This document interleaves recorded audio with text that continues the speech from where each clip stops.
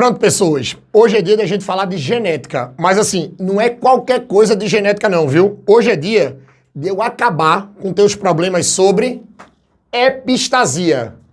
Olha, atendendo a pedidos, hoje é dia de a gente falar sobre epistasia. Aí assim, quando a gente pega esse termo, ou quando a gente pega esse tema na genética, a primeira coisa que tu tem que lembrar que a epistasia é um caso especial de interação gênica. Ei, é um caso especial de interação gênica. Aí você pode dizer assim, tá, Andrei, mas tu pode me lembrar rapidinho o que é interação gênica? Lembrem que quando a gente pega essa coisa de interação gênica, veja, interação vem de interagir. Gênica vem de genes. Então é quando dois ou mais pares de genes alelos trabalham juntos para determinar a mesma característica, para determinar o mesmo fenótipo. Então veja, quando você tem dois ou mais pares de genes que tem que interagir para conseguir produzir, conseguir expressar o mesmo fenótipo, você vai dizer que isso é interação gênica. E assim, se você quiser uma aula maior de interação gênica, você pode ir aqui nessa minha playlist de genética, que tem lá interação gênica, beleza? Mas assim, sabendo aí, dando uma rápida passada no que é interação gênica, a danada da epistasia é um caso de interação. Agora é um caso de interação que tem uma pequena diferença, porque assim, no começo parece uma segunda lei de Mendel, mas termina como uma interação. Olha pra cá. Vê o esquema que eu trouxe para vocês. Lembrem que como é uma interação gênica, tem que ser dois ou mais pares de genes, tá? Eu vou trabalhar com dois, que é o mais comum que vocês vão encontrar nas provas dos vestibulares. Olha para cá. Aí eu coloquei aqui um exemplo, é aleatório, viu? Ei, menino, é aleatório. Azão, azinho, bezão, bezinho. Mas aí tem um detalhe. Cada par de gene desse aí consegue determinar a sua própria variedade fenotípica. Ou seja, ele consegue determinar a sua própria característica. Olha pra cá. Imagina assim, ó, que o par azão-azinho determina uma característica X. Determina uma variedade X, um fenótipo X. E o par bezão-bezinho determina uma variedade Y. Determina uma variedade Y, um fenótipo Y. Tá? Aí você pode dizer assim, ah, Andrei, mas isso aqui é segunda lei. Calma, eu não terminei não. Veja, por mais que cada par de gene desse aqui tenha a sua própria característica, ou seja, tenha o seu próprio fenótipo, na hora que eles estão juntos, um vai inibir o outro e só aparece um fenótipo. Olha pra cá. Azão, azinho, bezão, bezinho. Azão, azinho determina X. Bezão, bezinho determina Y. Mas o cara vai nascer com essas duas variedades? Não. Olha pra mim. O cara vai nascer, ó, com uma variedade só. Que nesse meu exemplo, é exemplo, viu? O cara só nasce com X. Ou seja, por mais que cada par de gene determine a sua própria variedade, mas quando eles estão juntos, você só vai nascer com uma variedade. Que no meu exemplo aqui, a pessoa só ia nascer com X. Aí tu pode dizer assim, Andrei, por que isso? Porque um par vai inibir a ação do outro. Um par vai inibir a ação do outro. Por isso que no final, lembra uma interação. Por isso que a gente diz que a epistasia é um caso especial de interação gênica. Porque você vai ter dois ou mais pares de genes, claro, cada um tem a sua variedade fenotípica, porém um vai inibir o outro. Como um vai inibir o outro, então você só nasce com uma variedade. Não deixa de ser uma interação. Mas aí não acabou não. Olha pra cá. Quando você trabalha com isso, presta atenção. O par inibidor, veja, o par inibidor, que no meu exemplo aqui foi o par do gene A, você vai dizer que isso aqui, ó, é o par epistático. Toda vez o gene que inibe o outro, a característica que inibe a outra, você vai chamar de gene epistático ou característica epistática, porque é o gene inibidor ou a característica inibidora. E você vai dizer assim, tá, e o cara que foi inibido? Ei, olha pra cá. O par inibido Ó, o par inibido, você vai dizer que é o par hipostático. Ó, é o par hipostático. Ou seja, o cara que sofreu a inibição, o gene que sofreu a inibição é o hipostático. A característica que foi inibida é a característica hipostática.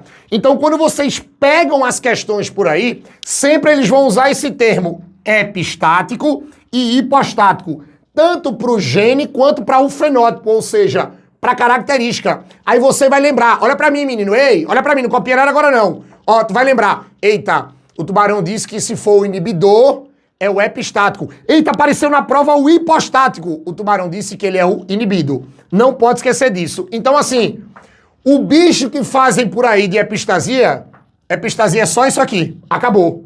Agora, o que é que acontece? Outra coisa que a galera confunde muito por aí, e que aí eu preciso que vocês não tirem o olho de mim nem do quadro, olha pra cá. É exatamente sobre os tipos de epistasia. Porque, assim, nós vamos encontrar, de maneira geral, dois tipos de epistasia.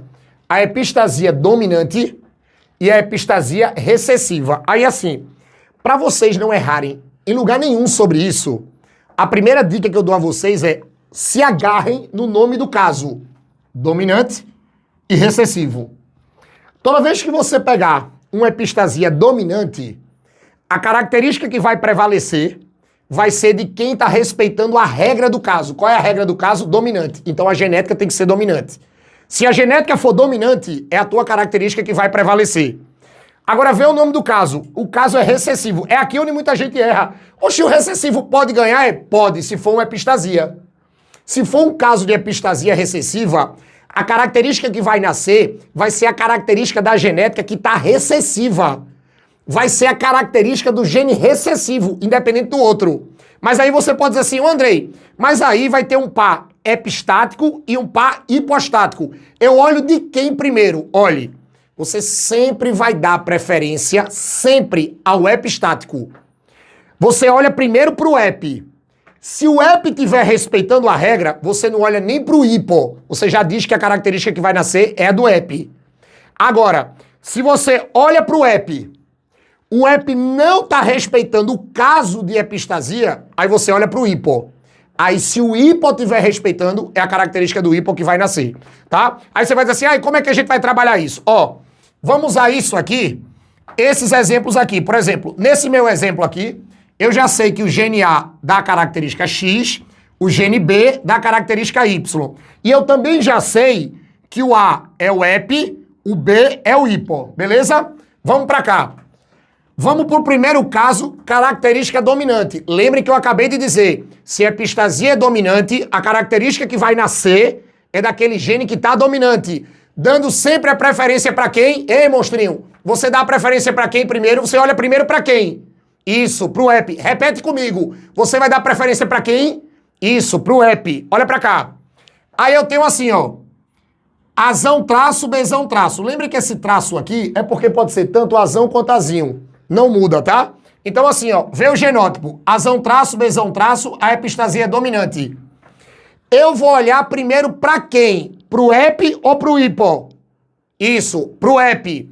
Quem é que vai ser o ep? A, porque eu tô usando esse exemplo aqui, tá? Então primeiro você olha pro gene A. O gene A tá dominante? Tá. Se ele tá dominante, ele tá respeitando a regra. Se ele tá respeitando a regra, então tu vai dizer que aqui vai nascer a característica X. Acabou. Oxe, tu não olhei pro B não, é? Não. O B é hipo. Você só olha pro hipo se o ep não estiver respeitando o caso. Olha pra cá. Vê esse segundo aqui. Azão traço, Bzinho, Bzinho. Eu vou olhar primeiro pra quem? Pro ep. O ep é quem? A. O A tá dominante, menino? Tá. Se o A tá dominante, eu preciso olhar pro B? Não, porque o A é o ep. Então aqui, ó, vai dar a característica X. Acabou. Vê agora, viu? Azinho, Azinho, Bzão, traço. A epistasia é dominante. Eu vou sempre olhar primeiro para quem? Pro gene ep. Quem é o gene ep? A. O A tá dominante? Não. O A tá recessivo. Azinho, Azinho. Então você esquece ele. Aí olha pro B agora. O B tá dominante? Tá. Então B tá respeitando a regra. Então aqui, ó, vai ser o Y. Acabou. Azinho, azinho, Bzão, traço. O azinho, azinho é o EP. Mas o EP tá recessivo, não tá respeitando o caso. Aí você olha pro hipo, o hipo tá Bzão. Bzão é dominante, então tá respeitando o caso Y. Mas vem agora. Vê. Azinho, azinho, Bzinho, Bzinho. Você primeiro olha pra quem? Olha pra cá agora. Você primeiro olha pra quem? Você primeiro olha pro EP. O A tá dominante? Não. Aí agora você vai olhar pro hipo. O B tá dominante? Não. E agora, Andrei? Olha pra mim. Quando os dois pares de genes, tanto o EP como o hipo, não estão respeitando o caso, quando os dois não respeitam o caso, que nesse meu quadro aqui é o caso de dominância, quando os dois não respeitam, sempre quem vai prevalecer é a característica EP. A característica EP, ó, é a característica X. Acabou. Novamente, tá? Andrei, por que tu botou X aí? Ei, menino, olha pra cá. Larga o caderno, olha pra cá. Quando os dois pares de genes não respeitam a regra, se a regra é de dominância e os dois estão recessivos, a característica que vai nascer é a característica EP, X. Claro que isso aqui você trabalhando com duas variedades, beleza? Tranquilo? Ei, massa, né? Agora, vê como é que fica fácil. Vamos para a epistasia recessiva. Lembrem, não interessa se o cara é dominante ou recessivo. O que interessa é a ordem do caso. Então, nesse caso aqui, ou melhor, nesses casos aqui, vai nascer a característica que estiver respeitando a regra da recessividade, ou seja, a genética recessiva. Olha pra cá. Primeiro caso, Azão traço, Bzão traço. Sempre a gente dá preferência pra quem? Pro EP. O EP é A. Aí você olha pro A. O A tá recessivo? Não. Aí agora você olha pro B. O B tá recessivo? Não. Então, nesse meu genótipo aqui, os dois genes não estão respeitando a regra da recessividade, desse caso de epistasia. Se os dois não estão respeitando a regra, lembrem, quando os dois pares de genes, tanto o EP como o hipo, não respeitam a regra do caso, sempre vai prevalecer, sempre você vai expressar a variedade epistática. Qual é a característica epistática? X. Então, Azão traço, Bzão traço vai dar X. Por quê? Os dois não estão recessivos. Os dois estão desrespeitando o caso, tá? Mas olha pra cá agora. Azão traço, Bzinho, Bzinho. A epistasia é recessiva. Tu vai olhar sempre primeiro pra quem? Pro EP. O EP é o A. O A tá recessivo? Não. Então o A não tá respeitando o caso. Aí tu já deixa ele pra lá. Olha pro hipo. O hipo tá Bzinho, Bzinho. Bzinho, Bzinho é recessivo? É, menino. Se Bzinho, Bzinho é recessivo, menino, então ele tá respeitando o caso. Então, nesse caso aqui, ó, a característica que vai nascer é a característica Y. Porque é a característica hipo. Andrei, tu pode explicar de novo? Agora, o EP é o A, mas o A tá dominante. E o caso agora é de recessividade. Então, ele tá errado. Aí tu olha pro hipo. O hipo tá recessivo. Se o hipo tá recessivo, é ele que prevalece. Y. Beleza? Mas olha agora para ficar mais fácil. Azinho, azinho, Bzão, traço. Quem é o gene EP? A. Aí tu olha pro A. O A tá recessivo? Tá. Azinho, azinho. Então aqui tu já bota, ó, X. Não olha nem pro B. E agora? Azinho, azinho, Bzinho, Bzinho. Tu olha primeiro para quem? Pro A, que é EP. Ó, azinho, azinho, tá recessivo? Tá. Respeita o caso? Respeita. Então isso aqui, ó, vai nascer a característica X. Então, com isso, agora vocês não erram questão nenhuma de epistasia dominante e epistasia recessiva. Agora vocês não precisam ficar agoniados, tá? Porque geralmente nas questões de epistasia, eles sempre vão dizer quem é o gene EP, quem é o gene hipo, quem é a variedade fenotípica EP, quem é a variedade fenotípica hipo. Aí você interpretando a questão, você vai montar os genótipos para poder fazer os cruzamentos e ver a proporção que está pedindo na questão, tá? Eu vou sair da frente para tu tirar um print, porque com isso aqui, tu não erra questão mais nenhuma de conceito de epistasia, nenhuma. Zero. Tira o print aí, copia, deixa bonitinho no caderno, beleza? Ei, gostaram? Então faz o seguinte, se tu ainda não tá no Cardume, me ajuda, se inscreve aí no canal, dá um like nesse vídeo, compartilha esse canal com teus amigos, com tua sala, com todo mundo, porque assim, toda vez que esse Cardume cresce, toda vez que esse Cardume fica mais forte, eu consigo gravar mais aulas para vocês, tá? Ei, menino, menina, eu quero ver vocês aqui na minha próxima aula aqui no Cardume, tá? Beijo no coração de vocês, viu? Valeu!